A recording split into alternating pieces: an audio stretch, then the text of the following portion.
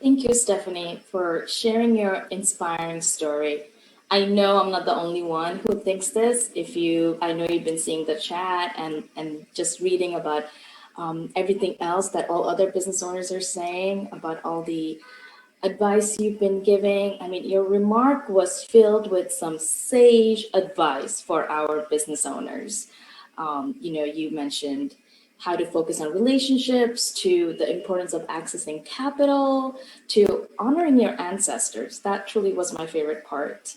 And so, everybody, I know I'm dying to speak to Stephanie as well, and I'm sure you have tons of questions for her. So please share your questions with us in the chat box if you haven't already. And we are going to a live Q&A with Stephanie right now. Welcome back, Stephanie. Very pleased to be back with you, Sonia, and happy to respond to questions. Yeah, absolutely. I mean, I have tons as well, and we will be monitoring all the questions that come through. And as I said before, I will try my best to get to all of them, guys. Stephanie, I want to start off by asking about your secret sauce in building relationship, in building network. You mentioned that a few times in your remarks, and I'd just love to know, how have you been able to leverage client relationships to pivot during this difficult year? In terms of relationships, people do business with people they know and trust. And that's something that builds over time. So you have to put yourself in a position to connect with the people that you want to meet. Often it's through a facilitated or warm introduction that someone else in your network may be able to make for you.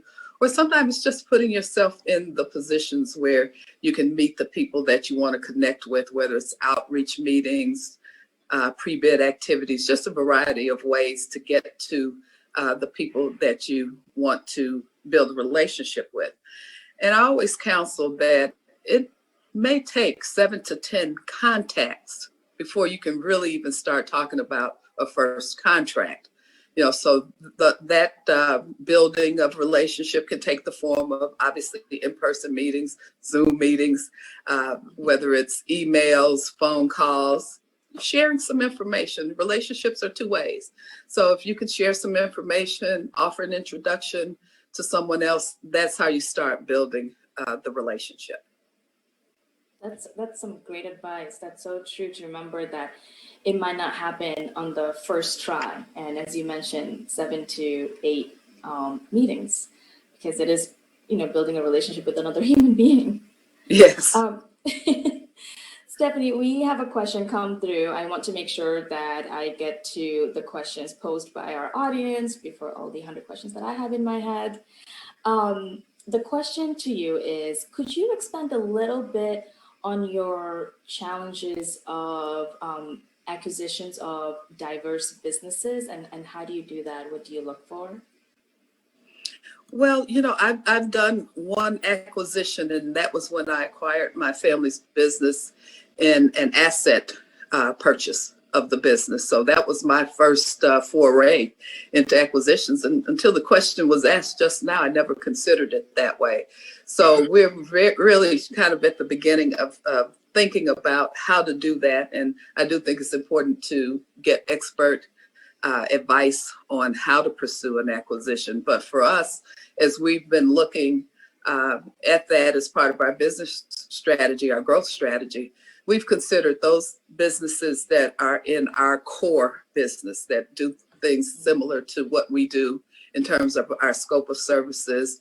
We're considering those who have a similar base of clients. And we're also considering things that maybe take us a little bit into our extended core, but that's all very related. So we're not trying to, we're a self-perform concrete company. We're not trying to buy a roofing company. We want to stay in our lane, so to speak, as we consider what's next for us. And I think that's such a good segue to another question that we just received. Does your team have stated mission, vision, values, and how were they developed as you especially look to expand? And how or do you share that with your team to make sure that, there's a buy-in from everybody? We have a pretty tight knit core of team members who are all familiar with our objective, and folks get that tagline of making pathways possible, so they understand we're really looking at a double impact. We want to make sure that the company is doing well, which means they do well, but we also want to make sure that we're impacting our communities. So that's really an overarching piece of it. But, we have critical focus on safety. Our quality is important to us. So the team members are all engaged with that process. But that's something we're going to be looking at as we're kind of relaunching our 5-year growth strategy, post-pandemic, so to speak. And so with that, we want to engage the rest of our team in fine-tuning and crafting that mission and refining our values. And that sounds amazing. And I love that it's just, it's not that you just come up with it in one day and that's what you stick with. You change, as your business changes. Amazing. Yes. Stephanie, I have to say, your advice about shopping for bankers and the RFP that you had put out just, I think, have resonated with our audience. So I'm just getting a lot of questions around that. So I'll just pivot to that if that's okay with you. Yes. Okay, the first question is, how did you come up with the idea to have an RFP for the banks? Honestly, it was the first time I've heard it as well. Well, I can't take credit for originating that idea. We were working with an interim CFO, or really not even interim. We were working with a CFO advisory service who brought that forward to me. I didn't think it could be done. And, I have to say, God rest his soul, he's no longer with us, but he brought that notion that we could do this. I resisted it, and we just kind of laid out a plan. It was very methodical in how we did it, but it required us doing a lot of prep work in advance of even putting that out there. We had to identify what banks we thought would be a best fit for our business and for where we were going. We needed to make sure our financials and our documents were in order. So we knew and anticipated what the bankers would look for. And we actually put that package together so that once we made those phone calls, we were ready to move once people were, open and receptive.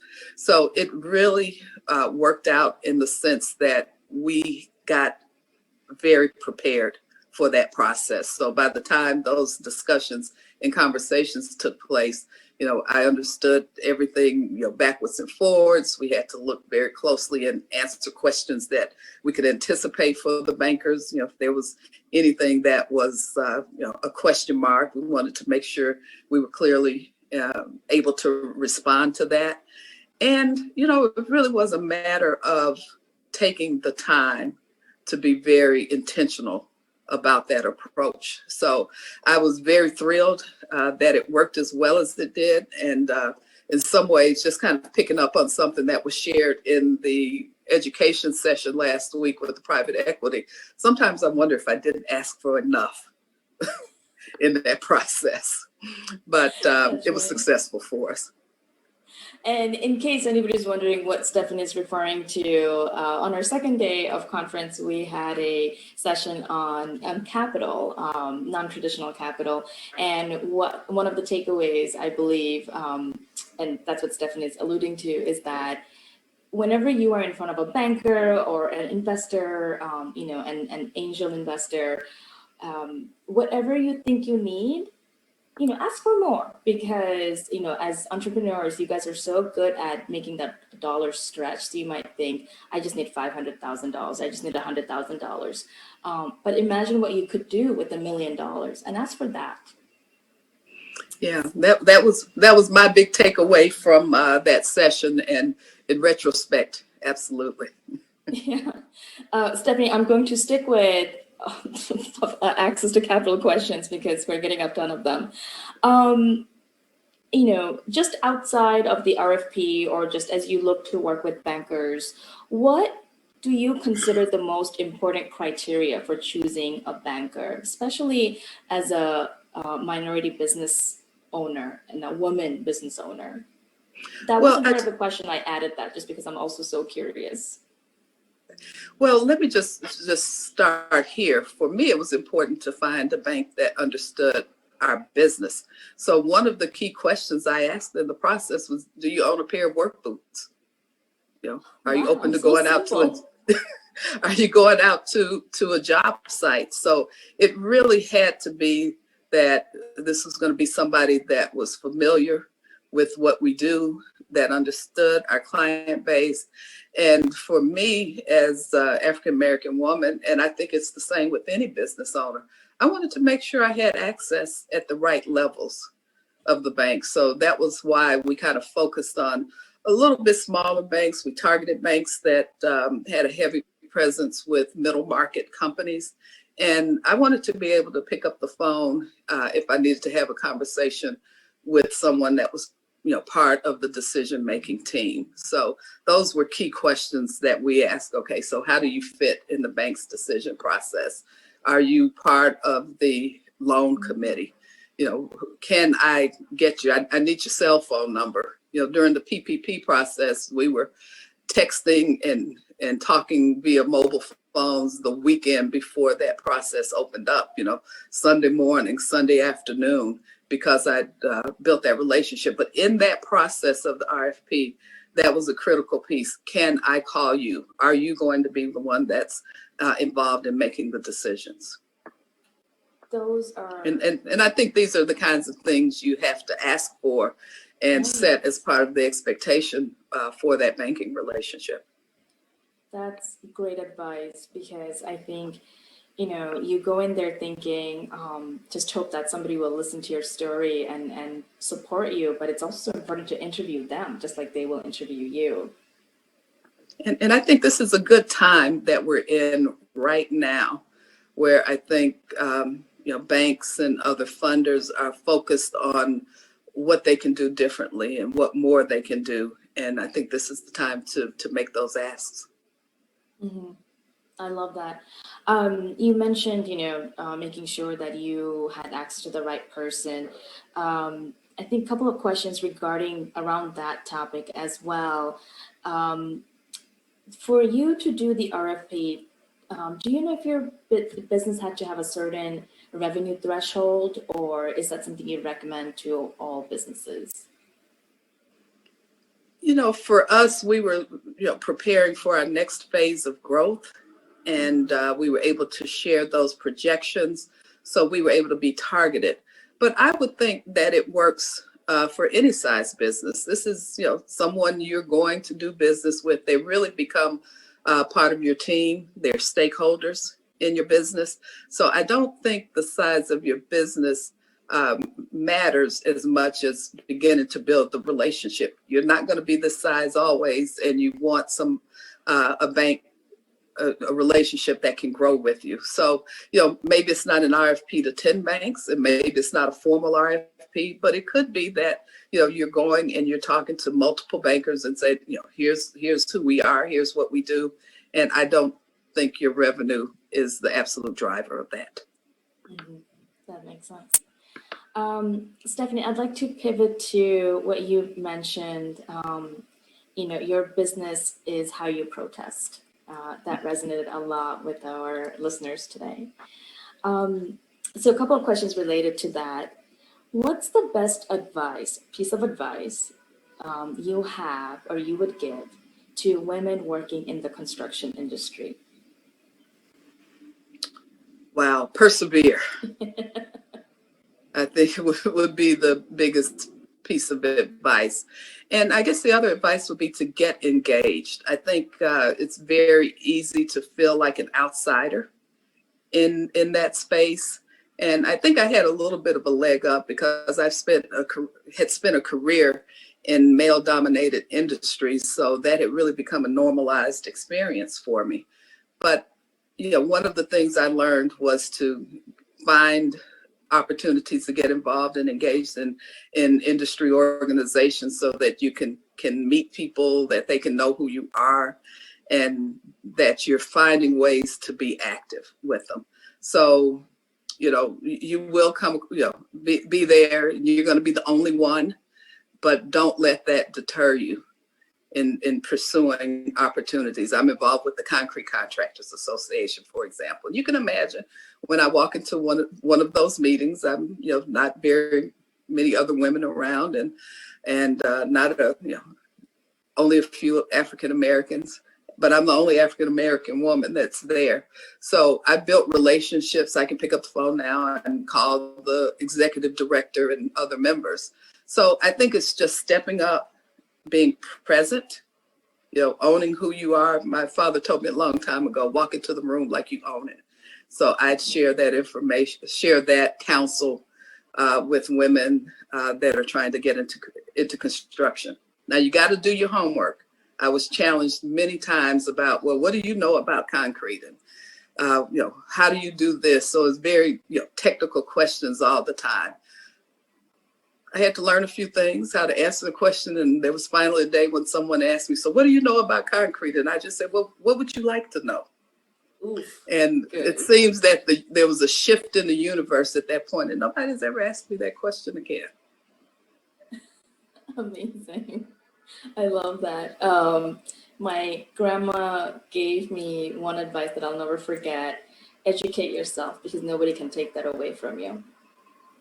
Absolutely. Due diligence is your friend. Mm-hmm. Learn all you can. Yeah. Stephanie, you are a multi-generational company. And so there's a question regarding that. How do you handle paying royalties or salaries to the previous generation who started the business?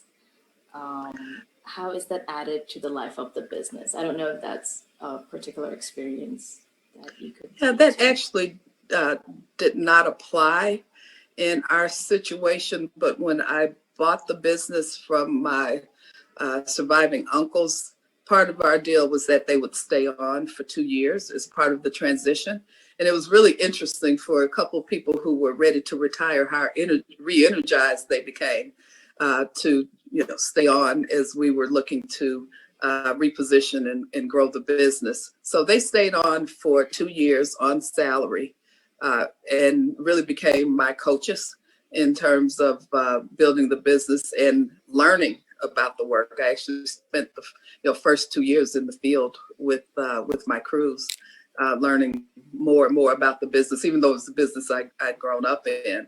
But so there are no royalties or anything like that in terms of ongoing. So that was not part of our experience. Thank you. Stephanie, so when you took over and you became the CEO and the president, did you certify your business as a minority-owned or women-owned firm? It's a question that came through as well. Yes, I did. So my family had been in business for 40 years and never worked to get a certification. Had never done any public sector work, always in the private sector. So under my leadership was when we first pursued our diversity certification. So we're both MBE certified as well as WBE. Oh, amazing. Thank you. And, one of the questions that came in that I really want to get to, it's about, using your business as a way to create impact in under-resourced areas. So I'm going to read the whole question to you because I think it's just wonderful the way the person stated it. So they are in the cultural business, teaching Black history and telling stories and utilizing cultural products to do that. What are best non-conventional ways to build in low-income communities? I don't know that it's really unconventional. I think it's right there in front of us. I was reading a CNN article last night, and it was about the funding of startups led by Black women. And I think you can substitute some things in here. The quote was, if you improve the rate of Black women entrepreneurship, their ability to grow and scale, then you improve the entire community. And that was a quote from Dale Gines, who's the Senior Community Development Advisor at the Kansas City Fed. And I think those are the things that start to build impact. I think that's been part of the message over the 3 days of this session. Growing businesses in our communities impact. We're hiring people locally, and we're using resources. So those are the things I think as you're looking at making impact, and can you identify opportunities and projects that drive that? When I think about some of the projects we take on, some of them we pursue that are important for community development. Sometimes they find us, but doing things like projects I talked about, those things that are building grocery stores and food deserts, but things like supporting workforce development or business incubators, women's shelters, youth programs. I think finding ways you can connect with other entrepreneurs or other nonprofits that are engaging in those things that are driving the business agenda forward in our communities. That economic empowerment piece is really what's going to help move us into closing that wealth gap. And I talk frequently to young people who are doing workforce development, and I always commend them on taking a step towards economic empowerment. This is not just jobs, it's about empowerment. I love that. And actually, somebody would like you to repeat the quote that your father had taught you. I think it just goes hand in hand. He told me, walk in the room like you own it. And, love it. And I have been taking that advice since I was a very young woman. And sometimes, we have to kind of pull that together, especially, when you're walking in with bankers, it works there. If you're walking in with a new client, it works there. So when you come in with that also, it does not mean that you come in, as a know-it-all, right? So you want to walk with confidence, you want to be assertive, but you also want to be able to, if you don't know something, to say, I don't know, I don't understand your question, and to say, you know what, I'm going to have to get back to you with that. When I first set up an advisory board for Trice Construction, I had my first big meeting. I was really excited. I'd done my prep work, and one of my new board members, who I'd known for a long time, asked me a question. He said, so what is the economic model of your business? And I said, okay, can you say more? And we spent about 6 months phone calls and going to lunch, because I told him, I said, you're going to have to help me unpack that. And it seemed like a straightforward question, but it was just one I wasn't prepared to answer, and I didn't have a good grasp of. Now, ICIC and ICCC has helped me get a lot better on that. But don't be afraid to ask for help in that process. And that's the important part. And whether it's from peers or others who are further down the path than you are, maybe somebody you've worked with in the past, other organizations, just ask the question. And it's okay to not know, but it's not okay to not figure it out. Oh, I like that. So for anybody else, it's okay not to know, but it's not okay not to figure it out. That's what Stephanie just said. And I think the next question that just came in is just perfect timing. What advice would you give when it comes to building your team and assessing trusted advisors? You mentioned you work with your advisory board to help you come to an understanding for the question that was thrown at you. Yeah, so, in assembling a team of people around you, I've talked about having a dream team. You want to have people who believe in what you're doing. And so there you have them committed and they become a stakeholder in your success. But I think it's also important to identify what your gaps are and then try to identify people who can fill those gaps. So I know kind of where my strengths are and where I can use help. So it's, you've got to be really self-aware and understand what you bring to the table, what's your best and highest value that you deliver to your business. And you need to fill that in with employees, with advisors, with others in your network that can help you do that. And maybe you fill that in with education as well. But you want to make sure you have balance. It's no good that all of you do the same thing well. I have a colleague, he and I have talked for some time about, wow, wouldn't it make sense to merge our firms? But what we realize is that we're both really good at the same things. And so, just hadn't seen where that imbalance would make sense for us.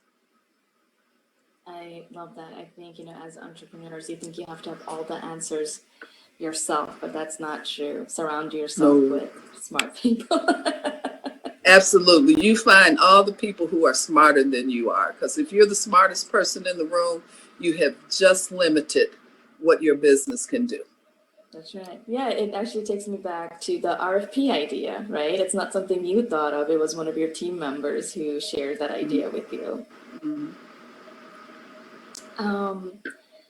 Stephanie, one of the couple of last ones that came in is about a challenge that you faced in the business and how did you overcome it? And it's funny, I had a similar question as well. You mentioned that your businesses had to move from being or have to move in from being reactive mode to being proactive, especially given 2020. So, has Trice moved into proactive mode, and how are you weighing the uncertainties as opportunities? I think those two questions can be combined. Yeah, well, thanks for that question, because we're all in that space together, trying to figure out how to reduce uncertainties. And for us, we look back at what had worked best for us over the years. So once we reforecast and kind of locked in on our business for 2020 and understood clearly what would not be happening, we really moved planning for 2021. So, where there are current contracts we could extend, new business we could acquire. We teamed with another firm to pursue a larger contract, a multi-year contract, waiting to hear on that one.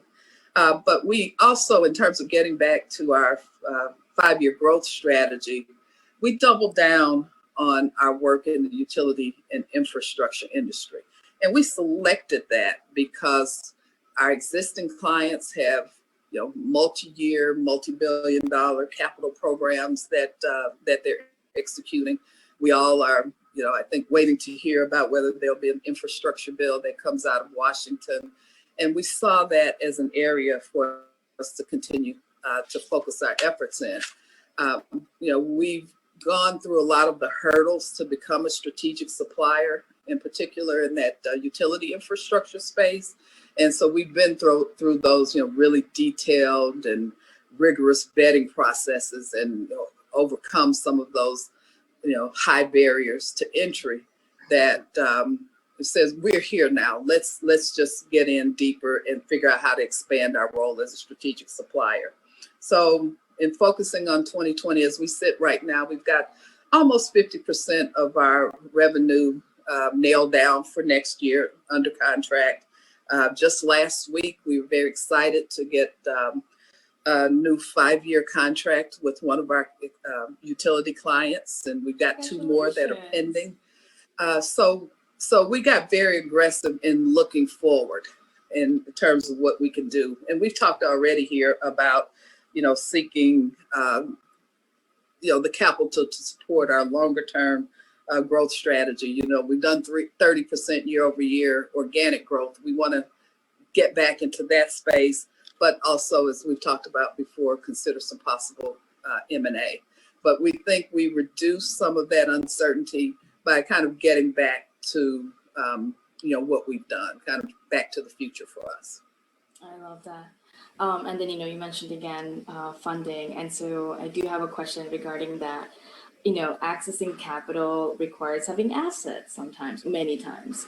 And as you know, and as we all know, generational wealth is lagging in the Black and brown communities. What ask do you have of the financial community and program partners as they look to help close the racial wealth gap through small businesses? I think we see some of that activity happening already.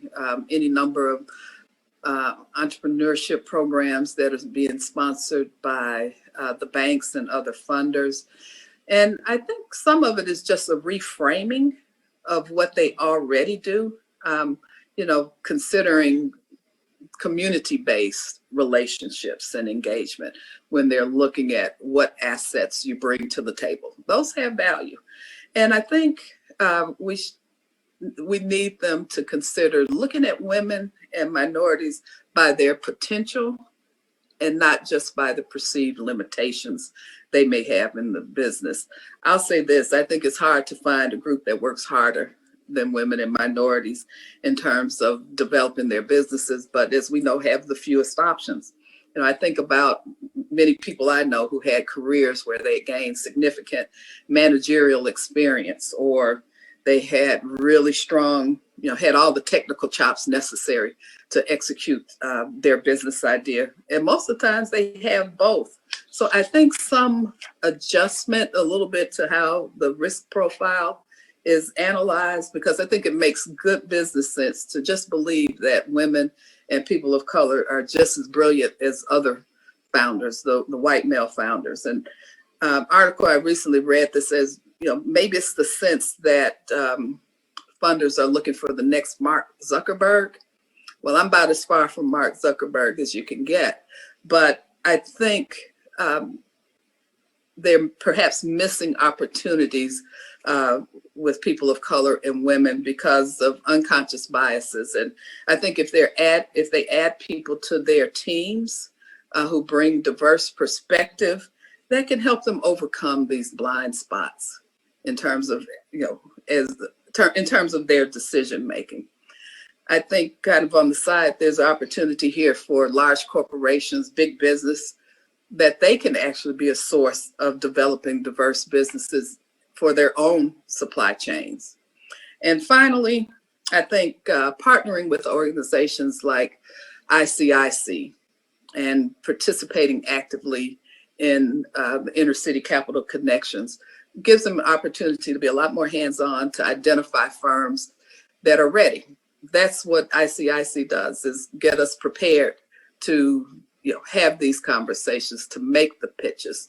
And so that training, go to the source. Who knows us better than ICIC? So I would direct folks to that, ask the questions, set up your profile. I know the team there can help a funder if they're looking for a particular type of investment. It can be found in working with directly with ICIC and other organizations that share a similar mission. Stephanie, thank you so much. I know I've said this to you before, but I feel like I just can't talk to you forever and listen to your stories and get some more advice for our business owners out there. So truly, thank you for taking the time, being part of the ICIC network, being part of our the ICIC alumni network, and just giving back the way you do, not just to your community, but to our organization.